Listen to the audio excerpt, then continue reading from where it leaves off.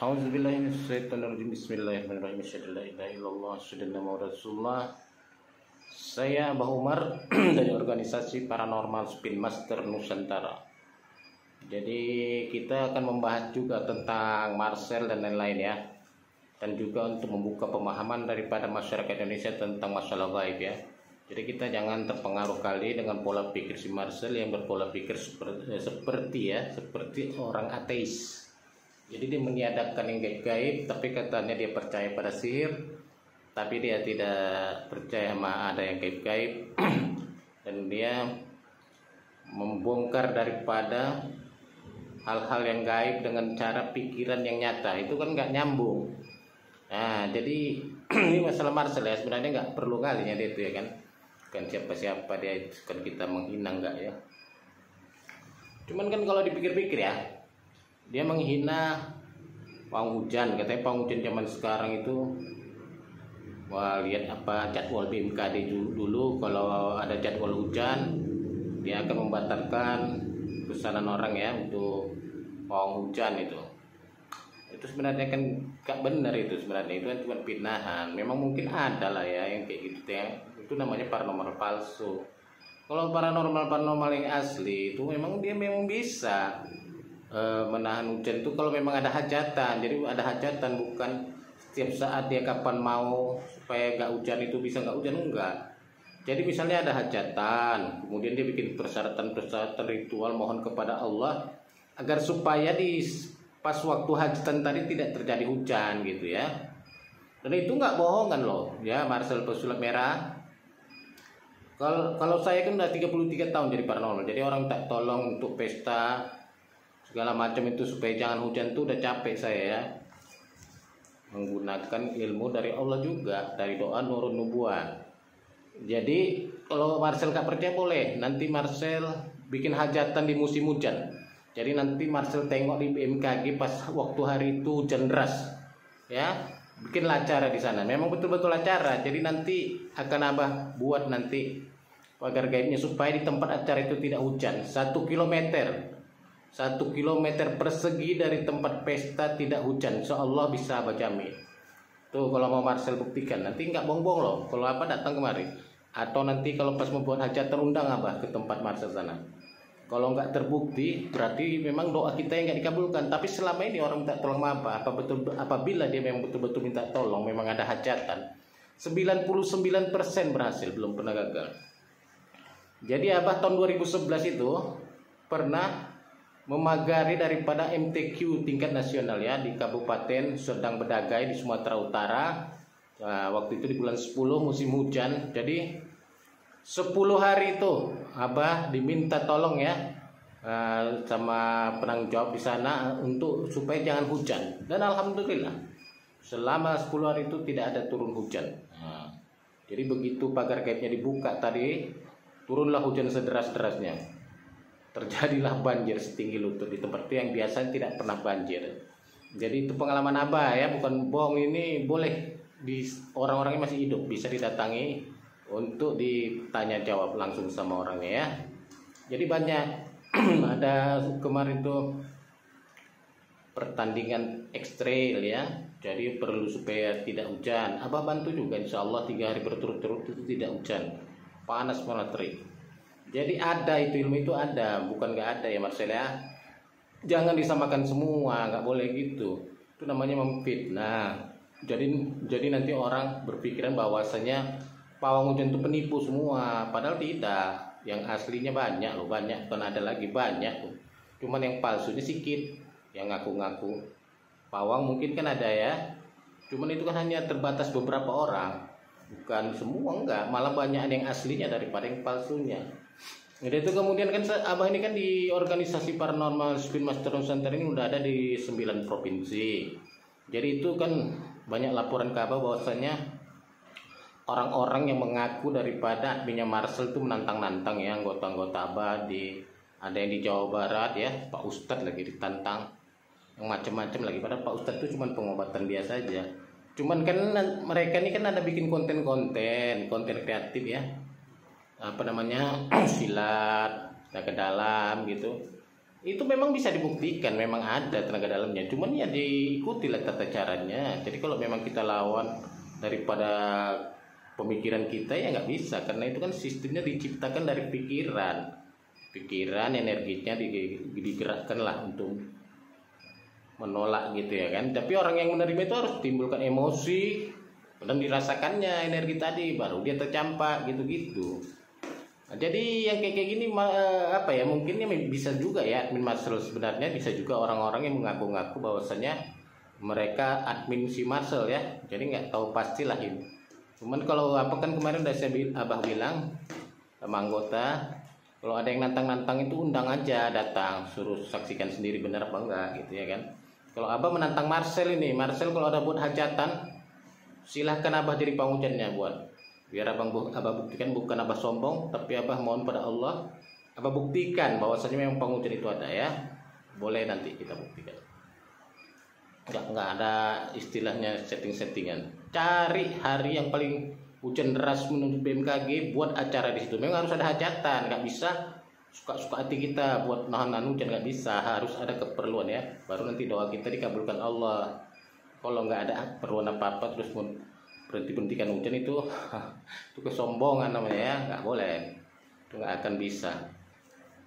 Kedua apa ini ya, Indonesia. Nah jadi ada Abah lihat juga konten Marcel itu mengatakan bahwasanya Indonesia dijajah selama 350 tahun. Kenapa kita bisa dijajah 350 tahun? Katanya orang Indonesia sakti-sakti. Kalau memang ada ilmu sakti orang Indonesia itu, kenapa bisa dijajah 350 tahun? Makanya Marcel, si pesulap merah, Abah mau ketawa nengok kontenmu.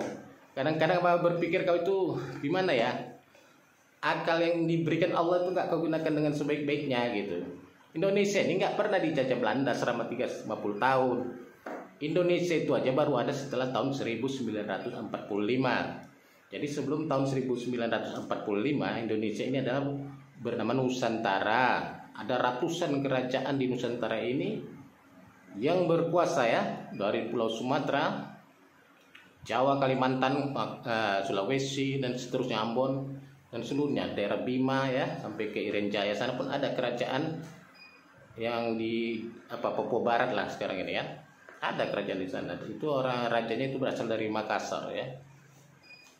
Jadi nggak pernah dijajah Belanda kita ini 350 tahun.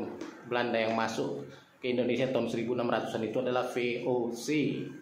Itu adalah pedagang-pedagang yang memang berwarga negara Belanda yang mengumpulkan dana mereka untuk berdagang rempah-rempah ke Indonesia ya. Jadi POC tadi dia dompleng-dompleng, ingat ya, dompleng-dompleng dia sama kerajaan-kerajaan. Misalnya contoh, POC itu nggak pernah, itu orang sikit, orang Belanda sikit, dia tentaranya itu tentara bayaran. Tentara POC itu tentara bayaran dari Ambon maupun Jawa, yang paling banyak itu lah ya, itu yang disebut pasukan Kenil lah, itu dia itu pasukan bayaran. Jadi pasukan POC tadi, Belanda POC tadi orang Indonesia juga, jangan silap ya, semuanya orang-orang berilmu juga. Kalau nggak mungkin dia mau dia tentara bayaran ya, itu nyetor nyawa aja lah dia. Jadi yang jadi tentara pasukan POC Belanda ini pun orang Indonesia, sebagian besar ya, 99%-nya orang Indonesia semua. Itu tentara bayaran namanya ya. Jadi POC ini nggak pernah dia berperang langsung sama satu kerajaan, misalnya Banten. Sultan Hasanuddin Banten di laganya sama Sultan Haji anaknya, baru dia nimbrung ke anaknya tadi, ikutlah berperang dia kan, menanglah mereka. Tapi bukan mereka yang menang, dia buat perjanjian sama Sultan Haji. Ketika Sultan Haji dibantunya menang, jadi dia dapat keuntungan. Gitu-gitu Belanda itu. Kayak di Jogja dipecah dua dulu di dalam Jogja tadi, baru mereka laga. Yang menang nanti mereka bikin perjanjian lah untuk mendapatkan keuntungan. Jadi POC maupun Belanda itu nggak pernah ya berperang langsung sama kerajaan-kerajaan yang ada di Indonesia ini. Udah terakhir ya, apa ya? Jangan ngaji. Ntar kita pegang sebentar ya. Itu perlu diketahui ya. Jadi bukti-bukti Belanda itu menjajah Indonesia 350 tahun itu di Indonesia nggak ada. Mereka hanya punya kantor-kantor perdagangan, dan kemudian nggak ada budaya masuk Indonesia pun nggak ada. Karena memang Selama mereka 350 tahun di sini, masih kerajaan-kerajaan yang di Indonesia tadi lah yang berkuasa ya, menguasai masyarakat, dan adat budaya itu masih terus dilakukan. Jadi Belanda hanya pedagang, bukan penguasa ya. Walaupun mereka bikin kegubernuran di sini, bukan penguasa. Dan Portugis, Spanyol itu tidak pernah mengalahkan Indonesia. Ya, karena Indonesia belum ada. Kedua, Portugis maupun Spanyol itu dikalahkan Aceh. Nah, dikalahkan Aceh, dia hanya menguasai Malaka kemarin itu, cuman diserang sama Jawa, Aceh, Lampung, sehingga mereka nggak tahan terus larilah ke Filipina. Jadi bertempatlah di sana Filipina sama Timur Leste ya. Jadi mereka itu nggak hebat, nggak ada orang Indonesia yang hebat, yang sakti-sakti ya. Jadi kalau dibilang Indonesia itu dijajah 350 tahun, nggak ada. Siapa yang jadi Indonesia 350 tahun? Kalau kita dijajah Belanda 350 tahun, bahasa kita udah bahasa Belanda semua. Nah, jadi jangan bodoh ya, mau dibodoh-bodohin orang. Dan tentara Belanda itu semuanya orang Indonesia, tentara bayaran. Belandanya cuma 1% sedikit. Nah, jadi yang sakti itu yang Indonesia. Bukti kesaktian orang Indonesia adalah orang Indonesia, utamanya arek-arek Surabaya dan seluruh Pulau Jawa tadi, berkumpul di Surabaya. Dan apa yang terjadi? Tentara NATO dengan peralatan canggih di masa itu, yang baru perang menang melawan Jerman, kalah di Surabaya dengan peralatan peralatan tempur kita yang sedikit ya, sangat minim. Jadi rakyat Indonesia itu memang sakti ya. Ilmu kebal-kebal itu ada banyak. Nah, karena guru saya juga, salah satu guru saya ada yang pernah menjadi tentara TRI ya, tentara Indonesia, dan dia pernah di Basoka. Itu cerita orang, bukan cerita dia. Orang-orang yang kawan-kawan yang pernah menyaksikan dulu. Di Basoka dia tercampak, bajunya robek-robek, tapi dia luka sedikit pun enggak. Dan ada Haji Kosasi ya, Haji Kosasi di Padalarang, Bandung Barat, itu juga saya pernah belajar di sana. Beliau itu terkenal kan pasukan Hizbullah. Naik kuda putih dia kemana-mana perang itu. Itu di meriam Belanda, mau di senapa mesin, di bom, dia mana ada luka sedikit pun. Jadi jangan bilang orang Indonesia itu nggak sakti. Cuman sekarang ini orang-orang sakti itu udah berkurang gitu. Tapi bukan nggak ada, banyak. Hanya saja orang-orang sakti itu memang biasanya yang benar-benar supuh itu ya, udah setingkat wali, dia nggak mau lah ngomong-ngomong lagi ya kan. Dia banyak diam, dekatkan diri kepada Allah, itunya masalahnya. Tapi ada, kalau mau rajin kita mau nyari dapat ketemu itu nanti. Ini apa lagi ya? Nah, berarti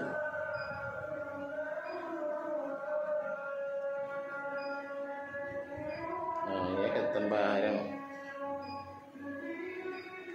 jadi udah jelas tadi ya Marcel sulap merah, bahwasanya Surabaya itu kota kecil di tahun 1946 itu kecil dia ya. Tapi tentara NATO ya dari seluruh dunia itu berkumpul dengan senjata-senjata canggih mau menghancurkan Surabaya yang katanya bisa dihancurkan dalam setengah hari. Ternyata mereka kelabakan, bahkan mereka angkat kaki dari Indonesia. Jadi itu memang ada kesaktian orang terkenal di seluruh dunia. Orang Indonesia ini memang dari dulu terkenal sakti-sakti ya. Jadi kayak Teguh Umar tembak gak mempan itu kan ada, yang pengkhianatnya kan orang Indonesia juga. Dikasih tahu antinya peluru emas tembus. Jadi kalau orang Indonesia itu yang sakti-sakti kayak si Pitung, itu kalau ada yang meninggal itu karena ada orang Indonesia yang kibus ya, yang jadi kibus, bukan Belandanya hebat, karena Belandanya sendiri sedikit.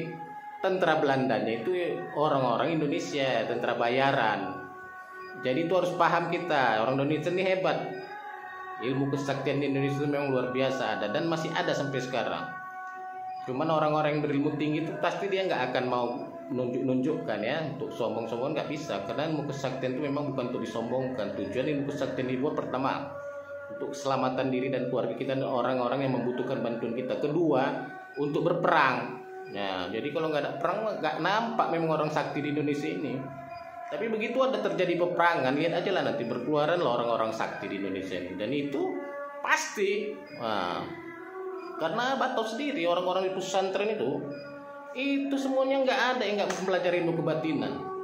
Kalaupun mereka mendekat karomah ya, maunah atau karomah, mungkin maunah lah untuk seperti kita ini ya.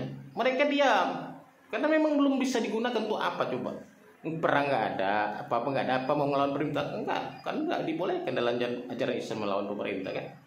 Nah, jadi si Marcel Pesulap Merah, konten-konten kami itu kalau abah tonton abah mau ketawa liatnya. Kok seperti orang bodoh kali lah si Marcel ini ya.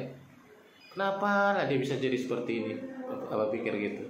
Kayak pawang hujan dibilang apa, nanti paranormal dibilang penipu dan cabul kan. Aduh, kasihan liatnya. Biar ingat ya Marcel Pesulap Merah, sebelum ada dokter-dokter di dunia ini, paranormal itu yang membantu masyarakat. Dan di Indonesia ini sampai sekarang paranormal ini masih dibutuhkan masyarakat. Jangan cerita enggak lah. Banyak orang sakit di rumah sakit sana nggak tahu dokter apa penyakitnya, tapi dia sakit. Nah, sama paranormal bisa diketahui penyakitnya apa dan bisa diobati. Itu udah banyak. Selama 33 tahun abah lo menjadi paranormal itu bukan main-main. Bukan paranormal bohong-bohongan. Kalau bohong-bohongan 33 tahun siapa orang yang mau datang tempat abah ini? Nggak ada. Jadi kita memang abah ini ada yang seperti abah ini banyak. Nah, jadi jangan disamaratakan ya Marcel ya. Karena kalau disamaratakan nanti orang berpikir bukan Marcel itu hebat, tapi orang berpikir Marcel ini kok bodoh kali lah jadi manusia ya. Kenapa cara berpikirnya seperti itu gitu? Seperti anak kecil gitu. Nah itu karena lagi viral sekarang kan Marcel, jadi ucapannya dipercaya orang. Padahal yang dikatakan itu banyak yang salah. Udah dia suka memfitnah, suka pula menghina orang, menyombongkan diri. Ini kayak gitu kok dipercayai. Yang kayak gini nih sebenarnya di Indonesia ini harus dihilangkan ya, karena kita ini semuanya bersaudara. Apapun profesi yang diberikan Allah kepada manusia itu nggak ada salahnya. Nah jadi kita gini ya, ingat kita ini hidup di dalam takdir ya, takdir Allah. Misalnya sih kayak abah ditakdirkan Allah untuk menjadi paranormal ya, tapi di dalam takdir abah sebagai paranormal itu manusia itu diberikan Allah kemampuan yang untuk memilih yang baik dan buruk, yang benar dan salah. Itu yang disebut furqan. Hanya manusia yang punya sama jin. Makanya manusia dan jin ini mendapatkan kelebihan dari Allah dan juga ada tuntutannya. Nah, tuntutan tadi karena kita punya furqan tadi bisa membedakan baik dan buruk tadi, maka kita mendapatkan tuntutan timbangan pahala dan dosa. Karena kita disuruh memilih. Jadi kayak abah jadi paranormal, terus abah memilih untuk jahat, ya udah nanti timbangan jahat ditimbang kejahatannya berapa, kebaikannya berapa. Begitu abah misalnya jadi paranormal, terus abah memilih jalan yang baik, jalan yang benar ya untuk nolong masyarakat. Walaupun ada biaya-biaya itu kan biasa, dokter aja pun mereka hanya keahliannya sebagai dokter itu kan hanya menghafal dan pengalihan-alihan seperti apa, tahu-tahu obat-obatan aja pun dibayar kan. Jadi itu nggak ada masalah. Paranormal jadi sekarang ini udah seperti dokter juga. Ada tempat praktek, izin praktek dan segala macamnya. Dan orang yang datang berobat itu dapat biaya, nggak ada masalah. Kayak kemarin katanya Gus Samsudin kan bisa memasukkan kodam ke badan orang. Terus si Marcel ketawa-ketawa. Abang ketawa juga lihat si Marcelnya. Itu kan hal udah biasa di Indonesia dari zaman dulu. Ada yang namanya dudukkan leluhur, ya memasukkan kodam, macam-macam itu kan. Dan itu bisa dibuktikan nanti tubuh itu bergerak sendiri nanti diberikan kodam itu. Jadi bisa dibuktikan kalau masalah-masalah gitu itu bisa dibuktikan. Marcel boleh datang kemari bisa buktikan nanti. Jadi kita jangan mau dibodoh-bodohi Marcel ya masyarakat ya. Jadi masyarakat Indonesia ini kan masyarakat yang memang sudah yakin dan percaya pada adanya kekuatan gaib itu ya. Semua kekuatan gaib itu apapun namanya itu datangnya dari Allah Subhanahu wa taala, diciptakan oleh Allah Subhanahu wa taala. Tinggal kita mau menjalankannya untuk kebaikan apa keburukan gitu. Kalau diceritakan masalah oh ini salah melalui agama, menurut agama ini salah.